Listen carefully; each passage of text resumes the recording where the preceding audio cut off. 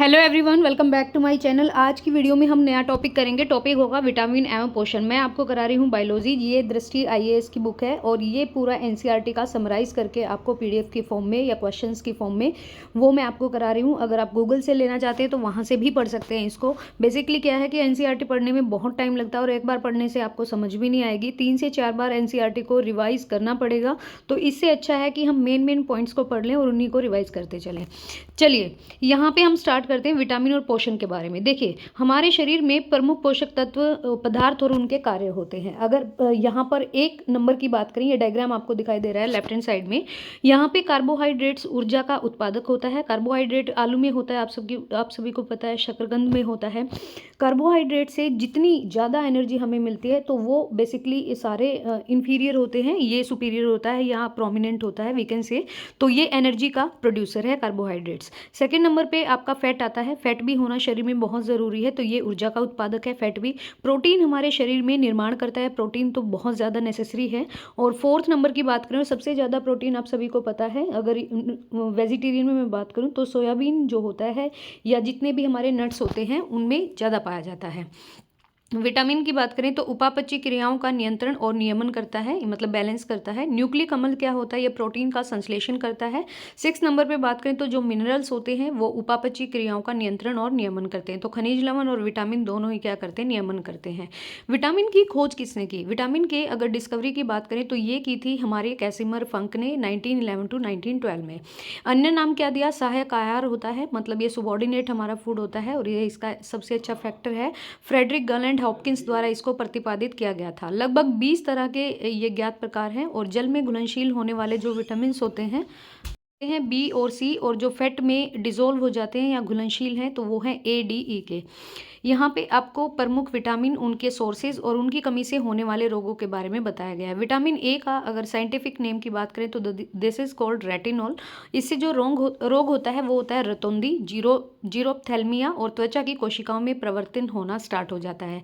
अगर हमें vitamin A लेना है तो हमें गाजर खानी चाहिए, हरी सब्जियां, दूध और यकृत हो गया, और मछली का तेल हो गया।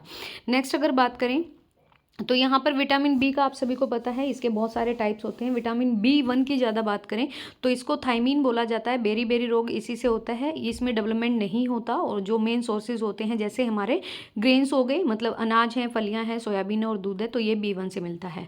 विटामिन B2 की बात करें तो राइबोफ्लोविन बोला जाता है, इससे रोग होता है किलोसिस। और इसके जो सोर्सेज होते हैं वो पनीर है, अंडा है, येस्ट है, मांस है, और हमारी जो लीव्स होती हैं या फिर कह सकते हैं ग्रीन लीव जो वेजिटेबल्स होती हैं वो होती हैं B2 के लिए। B3 का जो नाम होता है वो होता है नियोसिन बोलो या निकोटेनिक बोलो। ये इससे की कमी से होने वाला रोग होता है पेलाग्रा, और इसके सोर्सेज होते हैं यीस्ट, मांस, मछली, अंडे, दूध और हमारे फलियां। नेक्स्ट है विटामिन B5। इसका नाम होता है पेंटाथोनिक। 5 से याद रखिएगा, 5 मतलब पेंटाथोनिक। और इससे रोग हो जाता है, चर्म रोग हो जाता है, स्किन में एलर्जी होती है, सफेद बाल आना स्टार्ट हो जाते हैं। तो अंडे, दूध, मांस और मूंगफली is the sources of vitamin B5। Next है विटामिन B6। ये पायरोडॉक्सिन इसका साइंटिफिक नेम है। इसकी कमी से हमारे जो रक्त में क्षीणता आती है, मतलब जो हमारा ब्लड है वो कम रहता है, चर्म रोग होता है, और जो हमारी पेशियां हैं जो हमारी उनमें ऐंठन आना स्टार्ट हो जाता है। ये दूध, यीस्ट, अनाज और मांस से रिकवर कर सकते हैं। B7 का नाम है बायोटिन, साइंटिफिक नेम है, और इससे चर्म रोग होता है, बालों का झड़ना शुरू हो जाता है। तो इसके भी जो सोर्सेज हैं, सोर्सेज सब में क्या है कि इक्वली हैं, मांस, गेहूं, अंडा, सब्जी और फल। फिर नेक्स्ट है B9। ये बहुत बार पूछा जाता है। B9 बेसिकली क्या होता है, ये एक फॉलिक एसिड होता है, ठीक है। और ये प्रेगनेंसी के टाइम में बहुत ज़्यादा यूज़ होने वाला है। फॉलिक एसिड की टैबलेट भी दी जाती है ताकि खून की कमी ना हो और बच्चे का डेवलपमेंट अच्छे से हो जाए। तो हरी सब्जियां हो गई, फलियां हो गई, येस्ट हो गया, मांस हो गया, अंडे हो गए। B12 का जो नाम होता है इसे कहते हैं साइनोकोबालामिन।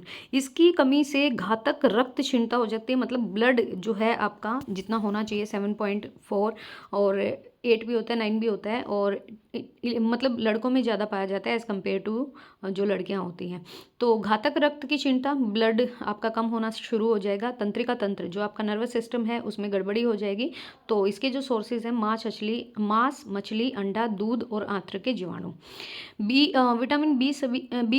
विटामिन सी का सबको पता होगा, एस्कॉर्बिक अम्ल इज द साइंटिफिक नेम, और इससे सकरवी रोग हो जाता है। इसके जो मेन सोर्सेज होते हैं, जितने भी आपका जूसी फ्रूट्स हैं ना, खट्टे पदार्थ, आंवला, नींबू वंश के फल, मतलब जो खट्टे पदार्थ हैं, टमाटर और सब्जियां विटामिन सी से रिकवर कर सकते हैं। सकते हैं। विटामिन डी का जो नाम होता है वो होता है कैल्सीफेरोल। इसका जो रोग होता है वो सूखा रोग होता है, इससे रिकेटस हो जाता है। और इसका जो नाम है ये है ऑस्टिमेलेसिया। और यहाँ पे जो इसका नाम तो कैल्सीफेरोल है। रोग होता है जो ड्राई मतलब सूखा रोग होता है, रिकेटस जिसे कहते हैं। और ऑस्टिमेलेसिया इसका दूसरा नाम है रोग का, रिकेटस का। स्रोत क्या क्या होंगे सोर्सेज? मक्खन हो गया, मछली का तेल है, अंडा है और सूर्य के प्रकाश में संश्लेषण। और विटामिन डी को तो आप सूर्य से भी प्राप्त कर सकते हैं। विटामिन ई, इसको ब्यूटी हार्मोन बोला जाता है, टोकोफेरोल इसका नाम होता है। इससे क्या होता है? फर्टिलिटी में कमी आ जाती है, जनन क्षमता की कमी होती है और पेशियों की कमजोरी होती है। इसके जो सोर्स होते हैं तेल है, गेहूं, अंडे की जर्दी और सोयाबीन। नेक्स्ट विटामिन के, इसको कहते हैं नैप्थोक्विनोन। और इससे होता क्या है? चोट लगने पर रक्त का थक्का, क्लॉटिंग नहीं होगी तो यहाँ पर मतलब रक्त खून जो वो बहना स्टार्ट हो जाएगा। आंत के बैक्टीरिया, हरी सब्जी, अंडा और सोयाबीन ये मेन सोर्स होते हैं। अगर यहाँ पे बात करें हम तो ये आपका मिल्क दिखाई दे रहा है। मिल्क होना बहुत ज़रूरी है आपके जो भी आप फूड कंज्यूम कर रहे हो। तो ये अन्य नाम इसको पूर्ण आहार बोला जाता है। अगर पूछिए ना कि कंप्लीट फूड किसे बोला जाता है तो वो दूध होता है। रंग सफ़ेद क्यों होता है दूध का? ये कैसीन के कारण होता है या फास्फोप्रोटीन के कारण होता है। इसमें प्रोटीन भी पूछ सकते हैं।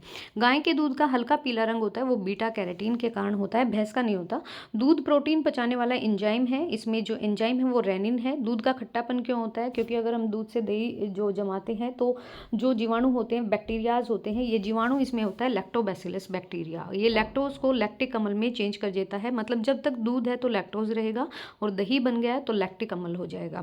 फिर आपका संगठन मतलब किस किस से दूध में होता क्या क्या है? इसमें जो वाटर होता है 87% का है। फिर फैट है, प्रोटीन है, कार्बोहाइड्रेट है, कैल्शियम है और पोटैश है। नेक्स्ट है अमीनो अम्ल। अमीनो अम्ल होता क्या है? ये केवल हमें भोजन से मिलेगा। इसके लिए आपके जो अनिवार्य अमीनो अम्ल होने चाहिए, histidine, isoleucine, leucine, lysine, methionine, phenylalanine, tryptophan, valine और थ्रियोनिन। ये सारे क्या हैं? ये आपके अनिवार्य अमीनो अम्ल हैं। अनिवार्य अमीनो अम्ल शरीर की कोशिकाओं में भी संश्लेषित होते हैं। जैसे शरीर की कोशिकाओं में अनानिवार्य, अच्छा ये नहीं होते। ग्लाइसिन हो गया, सेरीन है, टायरोसिन है, एलेनिन है, ग्लूमेटिक अम्ल है, ग्लूटामिन है, प्रोलीन है, एस्पार्टिक अम्ल है, एस्पेरेजिन है या अर्जिनिन है या सिस्टीन है। ये मत करना, ये आपके वैसे भी थोड़ा सा ज़्यादा हो जाएगा। अगर यहाँ पे बात करें ग्लूकोज के बहुलक क्या क्या होते हैं, पॉलीमर्स क्या क्या होते हैं, तो जो स्टार्च होता है वो हमें ऑब्वियसली जो वेजिटेशन होता है वनस्पति से मिलता है। आयोडीन के घोल से क्रिया करता है और नीला काला रंग हो जाता है। जो हमारे पादप बीज हैं, जो हमारे छोटे प्लांट्स हैं, उनमें अमाइलेज या अमाइलोपेक्टिन के रूप में उपस्थित होता है। सेलुलोज का आपको पता होना चाहिए, ये सिर्फ जंतु कोशिकाओं में ही मिलेगा, मतलब जंतुओं में मिलेगा, ह्यूमन बीइंग में नहीं मिलेगा। सेलुलोज भी वनस्पति से प्राप्त होता है लेकिन आयोडीन के घोल से अभिक्रिया मतलब प्रोसेस नहीं करता, जबकि ग्लूकोज का जो पॉलीमर है स्टार्च वो करता है। और यहाँ पे कोशिका भित्ति सेल वॉल का निर्माण होता है। एंड मैंने बताया था सेल वॉल सिर्फ प्लांट्स में मिलती है, ह्यूमन बीइंग में नहीं मिलती। अगर बात करें वसीय अम्ल की, फैट एसिड की बात करें तो इसमें क्या है? अम्लों का शरीर में संश्लेषण नहीं हो सकता, ऊर्जा के सोर्स होते हैं, भोजन से प्राप्त होती है हमें अप्रयुक्त वसा और जिसे कहते हैं ट्राइग्लिसराइड वसा। ठीक है, तो आवश्यक वसीय अम्ल भी होते हैं हमारे। अगर अल्फा लिनोलेनिक की बात करें तो तिलहन जो अलसी और तीसी होती है, तिलहन जो हमारे बीज होते हैं ना वो वाले, इसमें सबसे ज़्यादा होता है। जैसे आपका फॉर एग्जांपल ले सकते हैं ओमेगा 3 जो है ये एक फैटी एसिड है और इसका जो उपयोग होता है वो हमारी जो ब्लड की वेसल्स हैं या नलिकाएं हैं उसमें वसाव के जमाव में कमी हो जाती है। सेकेंड अगर बात करें लिनोलेइक अम्ल की तो ये इसका एग्जाम्पल आपका ओमेगा 6 है, इसमें ओमेगा 3 है और इसमें ओमेगा 6 है। तो नेक्स्ट वीडियो में हम करेंगे वसा के प्रकार, जो कि बहुत अच्छा टॉपिक रहेगा आप लोगों के लिए। आई होप सो कि आपको वीडियोस पसंद आ रही हैं और कंटेंट अच्छा लग रहा है। अगर अच्छा लग रहा है तो प्लीज़ वीडियो को शेयर कीजिएगा और प्लीज़ चैनल को सब्सक्राइब करिएगा अगर आप न्यू व्यूवर हैं इस चैनल पे। So thank you so much guys, thank you for watching.